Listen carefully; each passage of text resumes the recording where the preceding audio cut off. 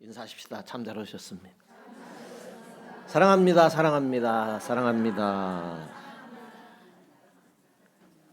우리 인간의 최대 행복은 하나님을 예배하는 데 있습니다. 아담의 범죄로 영원히 하나님과 이별할 수밖에 없었습니다. 그런데 죄 용서 받고 하나님을 예배하는 것이 가장 행복한 일일 것입니다. 예배라고 할 때에 삶을 말합니다. 하나님의 말씀을 따르는 거룩한 삶을 예배라고 합니다. 디모데전서 4장 5절에 보니까 말씀과 기도로 거룩해진다 그랬습니다. 말씀과 기도 그랬습니다. 오늘은 말씀에 대해서 생각하도록 하겠습니다. 시편 119편 전체가 말씀입니다. 그래서 시편 119편 하면 말씀이라고 떠올라야 맞습니다. 어느 정도로 말씀이 주제가 되냐면 176구절이나 되는데 5구절, 6구절 빼놓고 전부 말씀이 들어가 있어요. 말씀이라는 단어가 들어있어요. 신기하게도 참 놀라운 말씀입니다. 너희들이 게맛을 알아 하는 그런 광고 문구가 유행한 적이 있었습니다.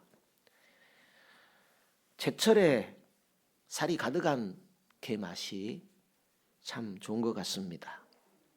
사람이 살아가면서 여러 가지 맛을 느끼고 즐기게 되는 것 같습니다.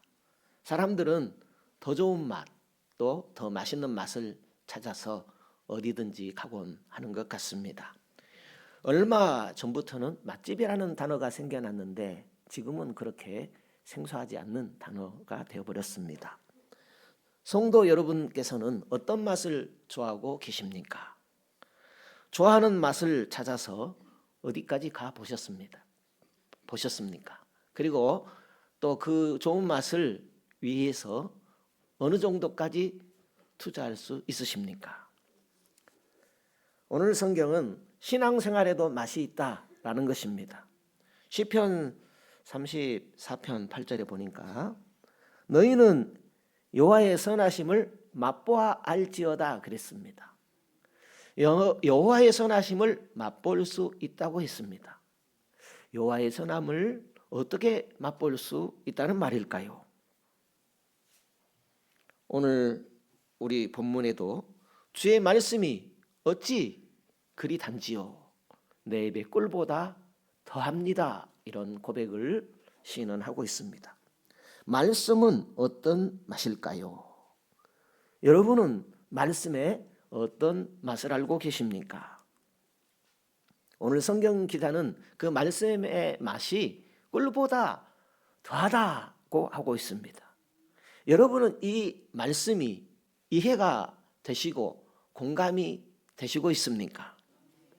에레미야 선지자도 에레미야 15장에 주의 말씀을 얻어먹었사오니 주의 말씀은 내게 기쁨과 즐거움이 되었습니다 고백하고 있습니다.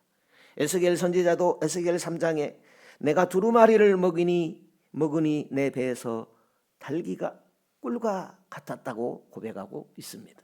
사도 요한도 요한계시록 10장에 말씀이 입에는 꿀같이 달았으나 먹은 후에는 내 배에서 쓰게 되었다라는 표현을 하고 있습니다. 성경에 많은 사람이 말씀의 맛을 느꼈다 고백하고 있습니다. 우리도 말씀을 읽고 듣고 지키고 있습니다. 우리도 느껴야 하는데 얼마나 무엇을 느끼는지 궁금합니다. 하나님 말씀의 맛은 어떤 맛일까요? 그 말씀의 맛은 어떻게 볼 수 있을까요? 말씀의 맛이라고 할 때에 음식을 먹을 때 느끼는 미각의 맛은 아닐 것입니다. 살아계신 하나님의 말씀으로 받아들일 때에 느끼게 되는 영적 맛을 말합니다. 말씀은 하나님을 가까이 하는 맛이 있습니다. 말씀은 하나님을 더 알아가게 하는 맛이 있습니다. 하나님을 알게 하고 하나님을 가까이 하게 하는 그 말씀은 입으로 먹는 것이 아니고 믿음으로 먹는 것입니다. 믿음으로 먹는다니 무슨 말일까요? 오늘 하나님이 내게 들려주시는 그 말씀이 내게 필요한 양식으로 주셨다고 받아들이는 것이 믿음으로 먹는 것입니다. 오늘 말씀은 내 옆에 계신 저 사람이 먹어야 해. 그러면 그것은 내가 먹는 것이 아닙니다. 믿음으로 먹는 것도 아닐 것입니다. 믿음으로 말씀을 먹는 것과 또 그렇지 못한 것은 차이가 있을 것입니다. 말씀의 맛을 느끼는 데 차이가 있다는 말입니다. 믿음으로 먹은 말씀을 내가 얼마나 실천하느냐, 그 정도에 따라서 맛을 느끼는 정도가 다르다 하는 말씀입니다. 말씀을 믿음으로 받아서 많이 실천하면 실천할수록 그만큼 진하고 풍성한 맛을 느끼게 될 것입니다. 입맛이 떨어진 것처럼 말씀에 대하여서 나와 무슨 상관이 있어? 그 말씀대로 어떻게 살아? 포기하면 말씀의 맛을 느끼기 힘들 것입니다. 말씀에 반응하는 것과 말씀에 반응하지 못하는 것은 분명한 차이가 있는 것입니다. 믿음으로 받고 실천하는 과정이 없다면 말씀의 맛을 보기는 힘들 것입니다. 오늘 시인은 말씀의 맛을 놓치지 않기 위해서 이렇게 저렇게 애썼다 하는 그런 내용을 기록하고 있습니다. 97절에 보니까 종일토록 말씀을 묵상했다 그랬습니다. 말씀을 놓치지 않기 위해서 입에 달고 살았다 그 말입니다. 묵상했다. 더 정확한 표현은 읊조렸다, 중얼중얼 거렸다 하는 그런 뜻의 말씀입니다. 한시도 말씀과 떨어지지 않으려고 내 입에서 놓지 않았다 하는 뜻의 말씀이 묵상이라는 단어로 표현된 것입니다. 말씀이 좋았습니다. 말씀의 맛을 알고 그 맛을 사랑하기 때문에 말씀이 마음에 남아 있었습니다. 시편 1편 1절 이하에 보게 되면 복 있는 사람은 악인의 꾀를 좇지 아니하고 죄인의 길에 서지 아니하며 오만한 자의 자리에 앉지 아니하고 오직 여호와의 율법을 즐거워하여 그 율법을 주야로 묵상하는 자로다 그랬습니다. 하루 종일 말씀을 놓치지 않은 그런 상태를 표현하고 있지요. 이렇게 시인은 말씀을 놓치지 않으려고, 말씀의 맛을 놓치지 않으려고 어떻게 했느냐, 지키려고 노력했다 그랬습니다. 말씀의 맛을, 말씀을 잃어버리지 않으려고 지키기에 힘썼다 그랬습니다. 말씀의 맛은 말씀을 놓치게 되면 더 이상 느낄 수 없습니다. 시인은 24시간 하나님의 말씀을 놓치지 않기 위해서 힘쓰고 애썼다 그랬습니다. 106절을 보면 이렇게 기록이 되어져 있습니다. 주의 의로운 규례를 지키기로 맹세하고 굳게 정하였다 그랬습니다. 지키려고 애썼다 그 얘기입니다. 말씀 떠나 살 수 없기 때문에, 말씀 떠나서는 살 수가 없기 때문에 지키려고 애썼다 하는 그런 표현의 말씀입니다. 또 말씀의 맛을 잃지 않기 위해서 발을 금해서 악을 행하지 않았다 그랬습니다. 101절입니다. 101절에 내가 주의 말씀을 지키려고 발을 금하여 모든 악한 길로 가지 아니하였다 그랬습니다. 또 말씀이 가르치는 대로 살았다 그랬습니다. 102절에 주께서 나를 가르치셨으므로 내가 주의 규례에서 떠나지 아니하였다 그랬습니다. 말씀을 벗어나지 않으려고 내 생각, 사람의 생각을 더하지 않았다 하는 이런 말씀이 되겠습니다. 그러다 보니 말씀의 유익을, 말씀의 결과로 인하여, 말씀을 지키는 결과로 인하여 유익을 얻게 됨을 또한 표현하고 있습니다. 103절에 보면 주의 말씀의 맛이 내게 어찌 그리 단지요 내 입의 꿀보다 더하니이다 이렇게 표현합니다. 말씀을 체험하는 맛이 있었다라는 겁니다. 말씀이 깊이 체험되었다라는 것입니다. 그렇다면 시인은 도대체 어떻게 말씀이 체험되었다는 말일까요? 98절에 보니까 원수를 이기는 지혜를 얻었다 그랬습니다. 원수를 이겨내는 지혜를 주셨다는 것입니다. 98절에 보니까 주의 계명이 항상 나와 함께하므로 그것이 나로 원수보다 지혜롭게 하나이다. 우리가 살아갈 때에 원수가 얼마나 많은지 몰라요. 내 안의 원수도 있고 또 보이는 원수도 있고 질병도 원수가 될 수 있겠고요. 또 가난도 원수가 될 수 있을 것입니다. 재난을 당해도 그것이 내가 당하지 말아야 할 원수가 될 수 있습니다. 지진이 자주 나는 지역에 사는 분들은 그 지진의 강도에 따라서 얼마나 무서운지를 당해보지 않은 사람은 모른다고 합니다. 그 지진의 공포가 얼마나 무서운지 공포스러운지 실제 그 지진을 당해보지 않은 사람은 모를 정도라고 합니다. 그렇지만 오늘 시인은 말씀을 붙들고 살았더니 그 대상이나 상황에 따라서 원수를 능히 이기는 지혜로 함께 해주셨다. 이런 고백을 하고 있습니다. 결국 하나님의 말씀을 붙들고 살았더니 원수를 이기고 승리하는 맛을 누리게 하셨다는 시인의 고백입니다. 또 99절과 100절에 보니까 노인과 스승에게서 배울 수 없는 것을 깨달았다 하는 표현이 되어 있습니다. 말씀을 붙들었더니 이 세상 스승들에게서 배울 수 없는 진리를 가르쳐 주셨다 하는 말씀입니다. 그렇습니다. 하나님의 말씀은 세상의 스승들보다 뛰어난 말씀입니다. 성령의 감동으로 씌어진 하나님의 말씀이기 때문에 세상 스승에게서 맛볼 수 없는 지혜를 허락해 주시는 것입니다. 사람들은 자기가 배우고 아는 것만 이야기할 수 있습니다.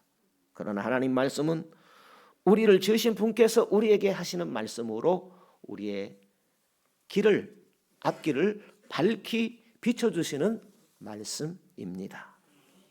세상에서 경험할 수 없는 것들도 깨닫게 주셨다라는 것이죠. 얼마나 큰 은혜입니까? 말씀의 은혜가 그렇다라는 것입니다. 시인은 그렇게 남들이 쉽게 알 수 없는 진리의 진수를 맛보았습니다. 말씀의 오묘한 진수를 맛보았습니다. 말씀이 이토록 단 것입니다. 말씀은 꿀보다 더하다 이렇게 표현했습니다. 또 말씀의 유익은요, 누구도 감당할 수 없는 탁월함이 임했다 이런 고백을 하고 있습니다. 104절이죠. 오늘 말씀 104절에 주의 법도로 인하여 내가 명철케 되었으므로 모든 거짓 행위를 미워하나이다 그랬습니다. 하나님 말씀은 그 누구도 그 무엇도 당해낼 수 없는 탁월함을 더해 주십니다. 시편 119편은 저자가 기록되어 있지 않아요. 그런데 짐작하기는 다윗이 썼다 하는 그런 가능성에 무게를 둡니다. 거의 다윗이 썼다고 보는 겁니다. 다윗이라고 말할 때 시편이 150편으로 되어 있는데 반 이상을 다윗이 쓰게 됩니다. 그 다윗의 시들을 읽어보게 되면 인생에 대해서, 신앙의 깊이에 대해서 끝없이 솟아나는 말씀으로 되어 있습니다. 다윗의 시를 읽다 보게 되면 인생에 대해서 그렇게도 잘 표현해놨어요. 우리 신앙에 대해서 끊임없이 그렇게 깊을 수가 없는 것입니다. 다윗이라고 할 때 공부를 많이 한 사람이 아닙니다. 환경이 좋은 환경에서 자라나지도 않았습니다. 그럼에도 다윗은 지혜로, 영성으로, 담대함으로 전쟁에서 누구보다도 탁월함을 발휘했습니다. 말씀의 맛을 느끼고 말씀이 체험되고 그 말씀으로 살아가니까 누구도 따라올 수 없는 탁월함이 발휘되었습니다. 탁월함이란 뛰어남은 말씀을 아는 자, 말씀의 맛을 아는 자에게 주시는 하나님의 축복입니다. 이 맛을 세상에 빼앗기지 말아야 합니다. 그래서 성경 기자들은 말씀의 맛은 꿀과 송이꿀보다 더 달다 이런 표현을 한 것입니다.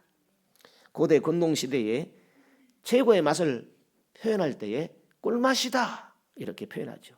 우리도 아주 맛있는 것을 표현할 때 꿀맛이다 이런 표현을 하지 않습니까? 말씀이 그렇습니다. 우리에게 최고의 은혜의 결과를 가져다 주는 것이 살아계신 하나님의 말씀입니다. 시인은 주의 법도로 말미암아 내가 명철하게 되었다 고백하고 있습니다. 아무나 가질 수 없는 뛰어난 지혜와 지식의 명철을 하나님 말씀에서 얻었다고 고백하고 있습니다. 하나님 주신 지혜와 명철을 얻는 그 맛을 맛본 자 외에는 알 수 없는 신비한 맛이 하나님의 말씀의 맛입니다. 할렐루야. 그렇다면 오늘 우리는 이 세상을 살아가면서 어떤 맛을 찾고 또 어떤 맛에 집중하고 살아가고 있을까요? 하나님 말씀을 쓰다고 느끼는 분들이 있습니다. 하나님 말씀은 왜 날 이렇게 힘들고 불편하게 하지? 하나님 말씀 듣는 것이 힘들고 고통스럽다고 생각하는 분들이 있다는 것입니다. 반면에 하나님 말씀을 꿀맛으로 받아들일 때가 있습니다. 그것은 말씀이 오랫동안 자신의 삶을 이끌어갈 때에 느껴지는 맛을 말하는 것입니다. 성도 여러분, 나는 지금 어떤 맛을 느끼며 살아가고 계십니까? 아니면 어떤 맛을 찾아 다니고 계시는 것 같습니까? 세상에 이런 맛, 저런 맛이 많이 있는 것 같습니다. 중독성이 있는 맛들은 더 세게 느껴보려고 하지요. 중독이 더 세지면 큰일 날 수 있어요. 예를 들어서 도박에 중독되어지고 또 알코올에 중독이 되어지고 마약에 더 중독이 되어진다면 그것은 큰일 날 일입니다. 손맛을 즐기고 혀의 맛을 찾고 이런저런 인생의 맛을 찾아 즐기려는 사람들이 많이 있는 것 같습니다. 일시적이고 순간적이고 더 강하고 더 자극적인 그런 것을 찾는 중독은 우리가 피해야 할 것들입니다. 이 맛을 보지 못할 때 조급해지고 또 인생의 절망감마저 느낀다면 그것은 세상의 맛이라는 것이 위험하다는 증거가 됩니다. 지금 내가 찾고 있는 맛은 무엇인 것 같습니까? 또 그 맛이 내 인생의 기쁨이 되고 또 전부가 될 수 있을까요? 우리는 한번 생각해 볼 일입니다. 그러나 꼭 기억할 것, 그것은 나를 새롭게 하는 맛이 있다라는 것입니다. 나를 살리고 나를 행복하게 하는 맛이 있다라는 사실입니다. 내 인생을 달콤하게 해주는 맛이 있다라는 사실입니다. 내 인생을 멋지고 아름답게 꾸며주는 진짜 행복한 맛이 있다라는 것입니다. 그것은 바로 예수 맛입니다. 예수는 우리에게 맛을 느끼게 해주시는 분이십니다. 예수를 믿을 때에 내 구주로 예수님을 영접할 때에 예수님이 나의 구주 되신 진리의 맛을 느껴볼 수 있습니다. 예수님을 모르면, 말씀을 모르면 신앙에 담겨진 하나님이 주시는 맛을 볼 수가 없습니다. 그러므로 우리는 먼저 예수님을 영접함으로 예수 맛을 볼 때에 그 다음 말씀으로 우리의 인생길을 인도해 주시는 말씀의 꿀맛을 느끼며 살아갈 수 있는 것입니다. 우리가 말씀을 먹어야 행복을 누릴 수 있습니다. 말씀을 먹어야 합니다. 말씀을 읽고 듣고 지키는 자마다 말씀이 살아있는 맛을 느낄 수 있습니다. 말씀을 아멘으로 먹으면 말씀의 맛이 느껴지게 됩니다. 받은 말씀을 지켜 행하면 더 큰 맛을 느껴볼 수 있습니다. 하나님 말씀의 맛은 이렇게 세상 것을 이기고 내 삶을 행복으로 데려다주는 인생의 참맛이 말씀이 주는 맛입니다. 그러면 우리가 이 말씀의 맛을 누리며 살기 위해서 어떻게 하면 좋겠습니까? 더도 말고 많이도 말고 한 가지씩만 실천하면 됩니다. 작은 것 하나라도 실천하는 과정 가운데서 살아계신 하나님의 말씀의 맛을 느껴볼 수 있습니다. 성경을 안 읽으시면 한 장이라도 읽어보는 겁니다. 우리가 주일 오후 시간에 말씀을 따라가는 조직시나 공부 시간이 있는데요. 그 내용이 말씀의 맛을 알게 하는 내용으로 되어 있습니다. 아멘. 잘 안 하시죠? 말씀의 맛을 느끼게 한다니까요. 느끼는 분은 아멘 하실 거예요. 예를 들어서 지난 주간에 마무리한 내용 중에 죽음과 중간 단계라는 그런 제목이 있어요. 드러나 보셨습니까? 죽음과 중간 단계. 죄송하지만요. 죽음은 끝이 아닙니다. 죽음은 중간 단계입니다. 사람이 이 세상 삶을 거치게 되면 영과 육이 분리되지요. 흙은 흙으로, 신은 그 주신 하나님께 간다 그랬습니다. 신자의 영혼은 육신이 죽음을 당한 즉시, 바로 즉시 하나님 앞으로 갑니다. 불신자의 영혼은 바로 음부로 가버립니다. 다시 말하면 신자의 영혼은 천국으로 바로 가는 것이고 불신 영혼은 지옥으로 간다는 얘기입니다. 무슨 얘기입니까? 신자가 죽으면 바로 즉시 예수님과 사는데 영원한 삶으로 들어가 버린다는 겁니다. 물론 예수님 재림하실 때에 우리가 예수님처럼 육신을 입어야 하는 그런 과정은 남아 있습니다. 이런 내용들이 말씀에서 얻게 되는 진리, 말씀의 맛인 것입니다.